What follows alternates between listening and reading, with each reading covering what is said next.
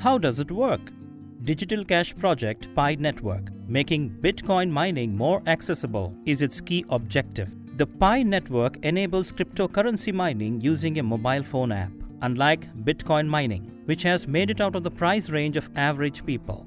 One user is limited to having one Pi account, and the Pi core team receives 25% of all Pi coins. Pi may now only be used for trading, buying and selling by people who are already a part of the Pi ecosystem, thanks to the project's recent development of a closed mainnet. To begin trading, one must finish the KYC verification process. You may get your Pi node right away if you have faith in the project's future and are encouraged by the pricing projection for the Pi network. Recently, there were more than 12,000 Pi nodes. Typically, within the first few weeks after such much awaited projects are published on the cryptocurrency exchanges.